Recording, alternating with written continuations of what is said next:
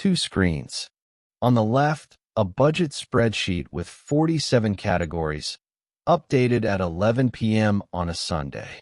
On the right, that same person's checking account, $1,412. Call her Sarah. She tracks groceries. She tracks subscriptions. She tracks coffee.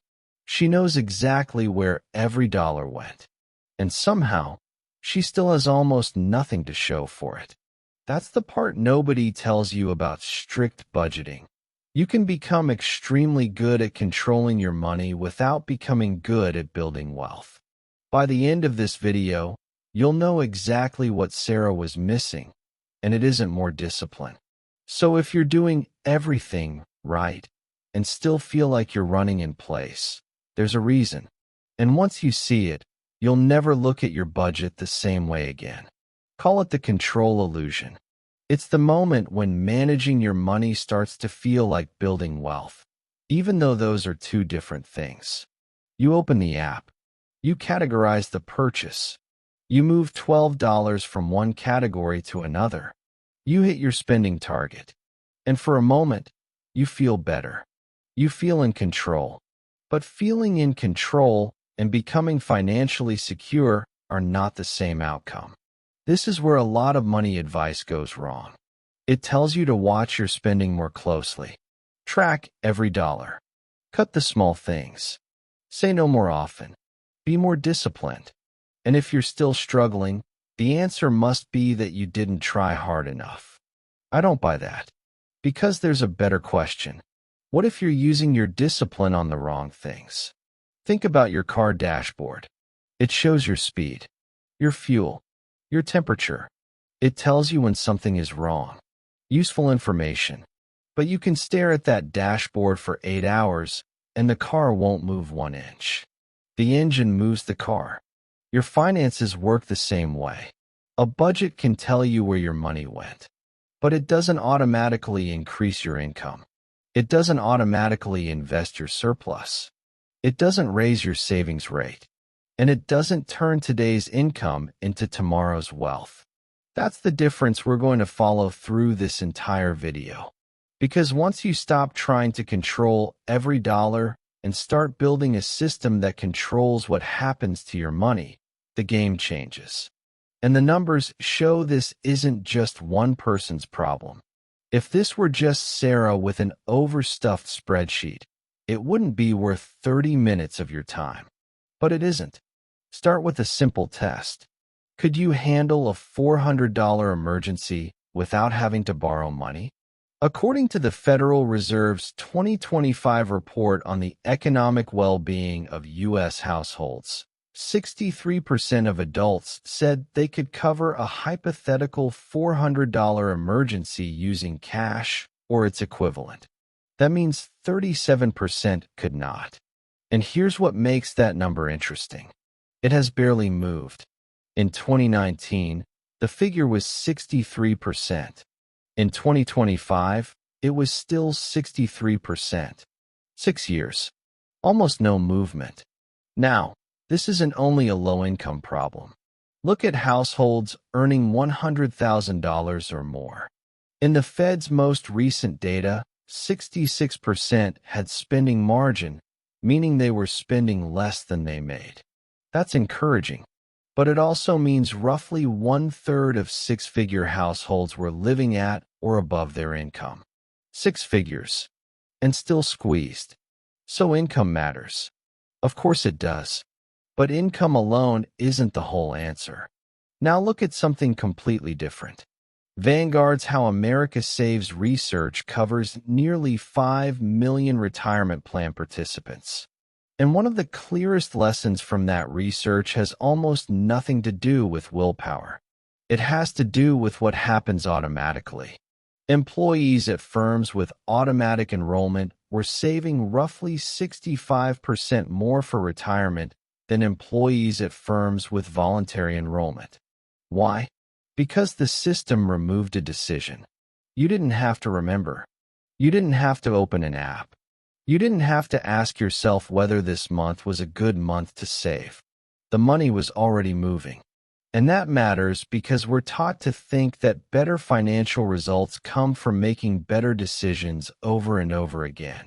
But sometimes the better move is to make one good decision and stop making the same decision every month. That's a very different idea, and it changes the question. Maybe the goal isn't to become better at controlling every dollar. Maybe the goal is to make fewer important decisions and make sure those decisions keep working after you've forgotten about them. Because if you can earn $100,000 and still feel squeezed, or track every purchase and still have no cushion, maybe you don't need more control. Maybe you need a better system. But why does tracking feel so productive in the first place? That's where your brain enters the story. Budgeting apps aren't broken. They do exactly what they're designed to do. They show you information. The problem starts when information gets mistaken for progress. Money creates a strange kind of fear because you can't see the future. You don't know what the next repair will cost. You don't know what happens if your job disappears. You don't know whether your savings are enough. You don't even know what problem is coming next. So your brain looks for something it can control right now. That's where the idea of locus of control comes in.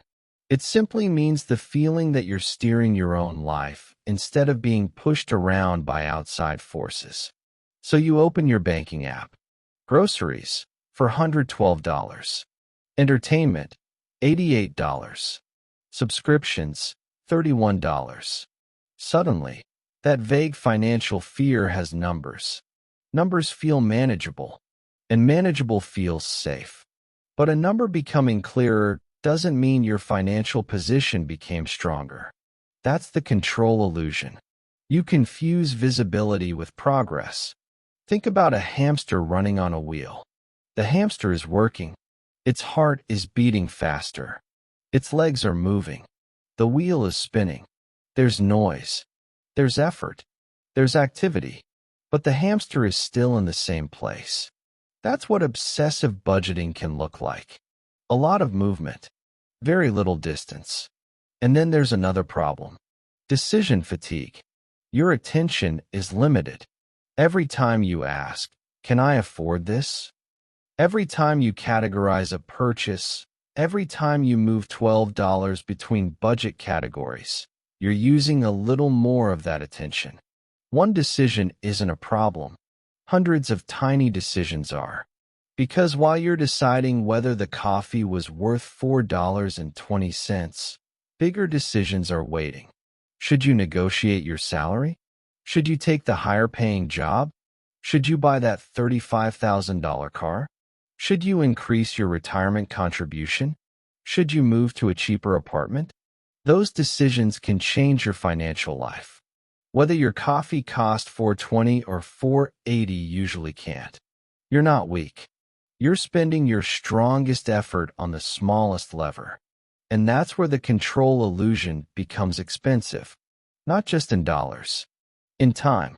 Let's put an actual number on it. Let's build a simple example. His name is Daniel.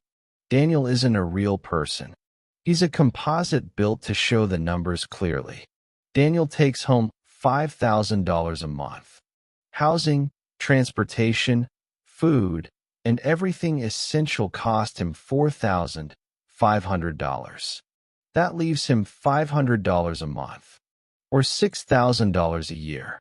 That's already a surplus. Daniel is doing something right. Then Daniel decides he needs to become more serious about money. So he starts tracking everything. 20 minutes a day, checking the app, categorizing purchases, moving money, adjusting categories. 20 minutes doesn't sound like much. But multiply that by 365 days. That's about 121 hours a year. More than 3 40-hour work weeks. Every year. Just watching the dashboard. Now let's be generous. Suppose all that extra tracking helps Daniel cut another $100 a month. That's $1,200 a year. So Daniel spent roughly 121 hours to create another $1,200. To be fair, This isn't an argument that tracking is worthless or that you have to pick one system and never glance at a number again. A 5-minute weekly check-in isn't the problem this video is about. The problem is treating daily, granular tracking as the main event, as if 121 hours a year staring at categories is what moves the needle, when the 10-minute decision below is what actually does. Because remember what happened before the tracking. Daniel already had a $500 monthly surplus. The daily tracking didn't create that. It found another $100 at a real cost of 121 hours. Now consider a different system. Daniel sets up an automatic transfer of $600 a month on payday. 10 minutes. One time. The money goes into an index fund. An index fund is simply a basket that lets you own small pieces of many companies at once. Assume a hypothetical 7% average annual return, compounded monthly, a nominal figure, not adjusted for inflation, and not a guarantee. Markets don't move in a straight line. We're using it consistently through this video purely to illustrate how the shape of one system compares to another. After 20 years, $600 a month grows to approximately $312,556. Call it roughly $312,600. Now compare the two systems. Daniel can spend roughly 3 work weeks every year watching the dashboard, or he can spend 10 minutes building the system and still glance at it now and then. The contribution can be the same, but one system requires his attention again and again to produce a result. The other keeps moving whether he pays attention or not. While he's asleep, while he's working, while he's on vacation, while he's completely forgotten about it. And that's the hidden cost of the control illusion. You aren't just spending money. You're spending attention. You're spending time. You're spending mental energy. And you only get so much of each. But there's an even bigger problem. The cost isn't only what strict budgeting takes away. It's what it can stop you from building. Because there is a ceiling that no spreadsheet can remove. Strict budgeting has something in common with crash dieting. Not because everyone who budgets will eventually overspend. That's too simple. The real problem is the structure. If your financial plan only works when you make the perfect decision every day, then every bad day becomes a threat to the entire plan. A wedding, a car repair, a rough month, a family emergency. Suddenly the numbers don't fit. So you move money from one category, then another, and eventually the budget stops feeling like a tool. It starts feeling like punishment. That's when people abandon it. But there's a quieter problem, and this one matters even more. You can't cut your way past your income forever. Take Daniel again. He earns $5,000 a month. He spends $4,500. He cuts another $500. Now he spends $4,000. That's a $500 improvement. Useful, but there is a ceiling. You can only remove so many expenses before you're cutting into things you actually need or value. Now change one variable. Daniel grows his income from $5,000 to $7,000. He keeps his lifestyle near $4,000. His monthly surplus is now $3,000. Same person, same discipline, different faucet. That's the part strict budgeting can't solve. A smaller expense is a one-time improvement. A higher income can widen the gap every single month. And that gap is what gives investing something to work with. The Federal Reserve's 2022 survey of consumer finances gives us another way to see the difference. Median family income was $70,260. Median family net worth was $192,900. Income is a flow. Money comes in. Net worth is a stock. It's what you own minus what you owe. One tells you what passed through your hands. The other tells you what you've built. And that's the strategic shift.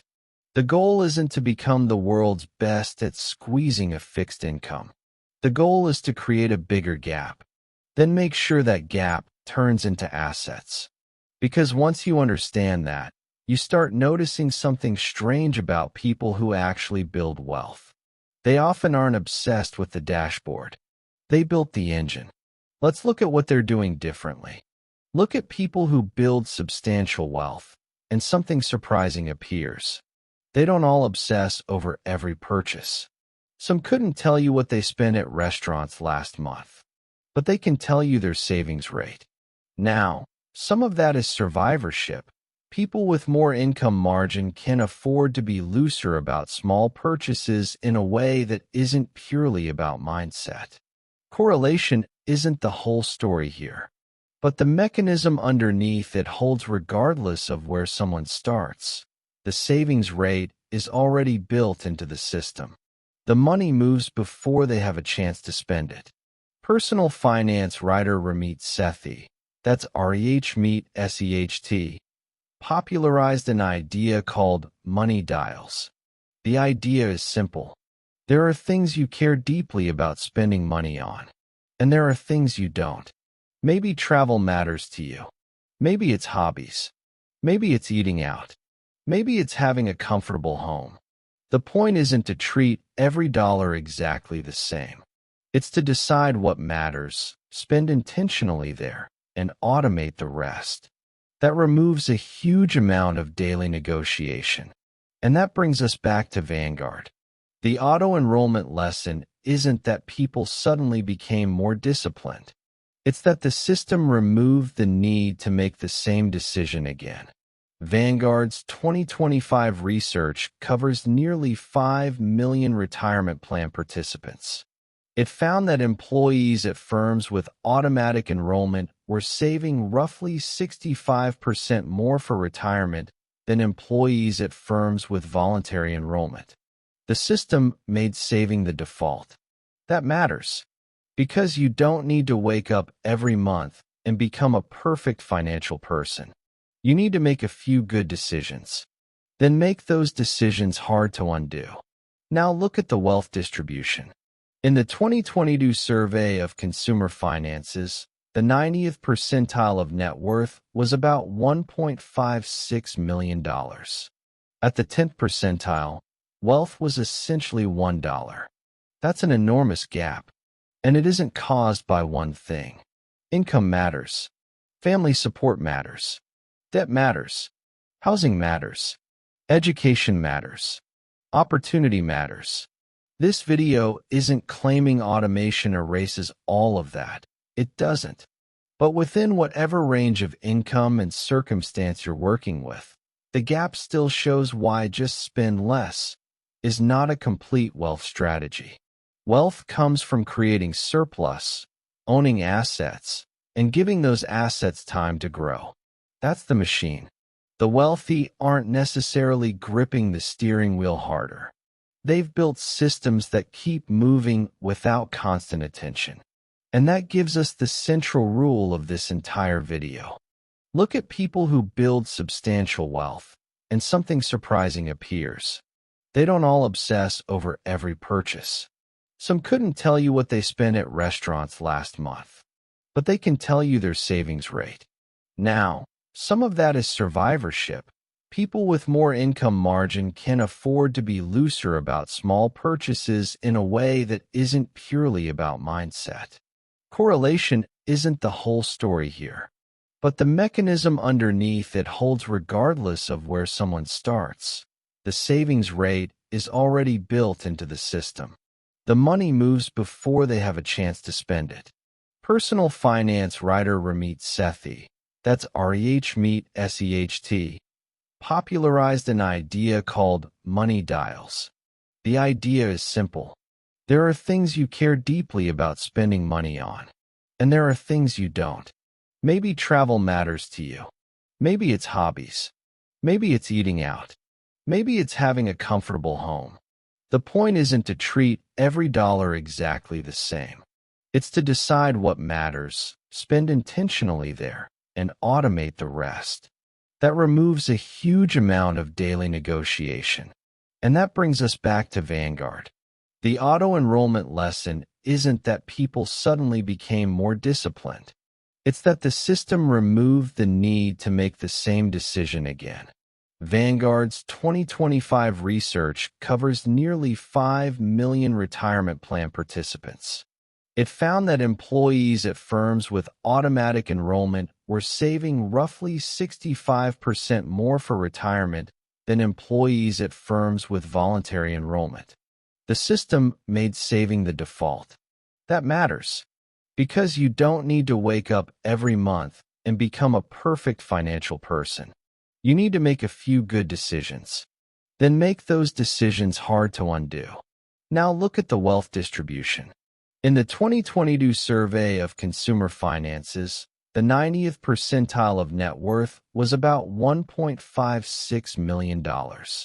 At the 10th percentile, wealth was essentially $1. That's an enormous gap, and it isn't caused by one thing.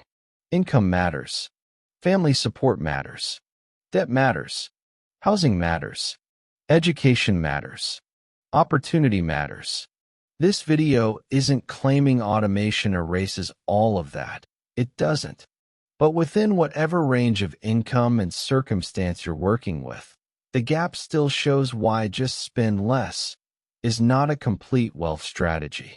Wealth comes from creating surplus, owning assets, and giving those assets time to grow.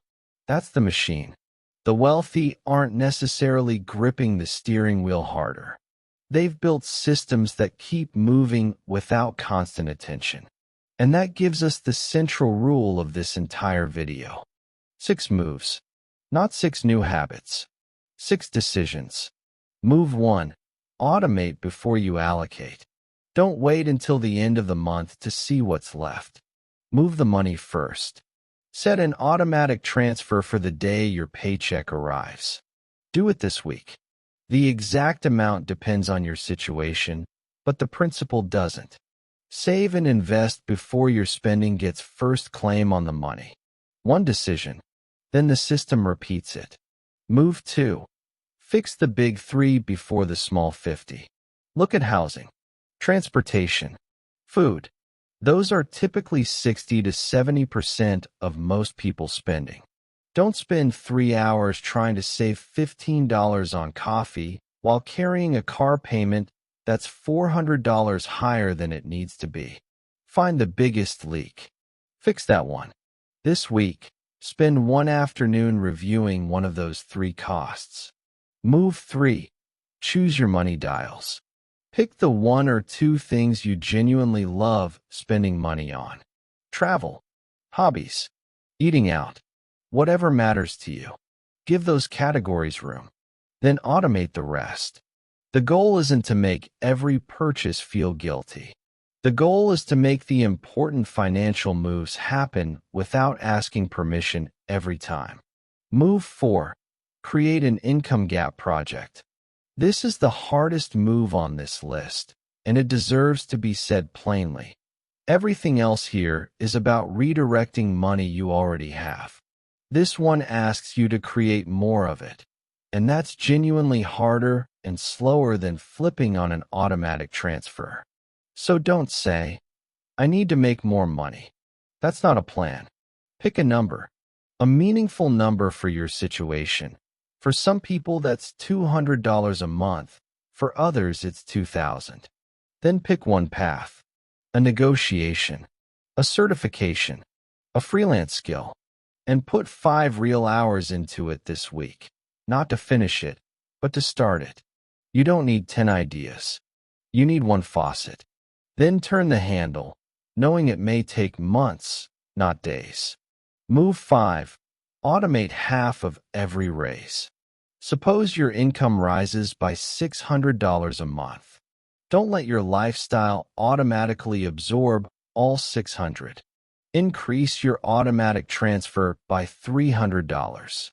You keep the other $300. Do it the same day the raise hits.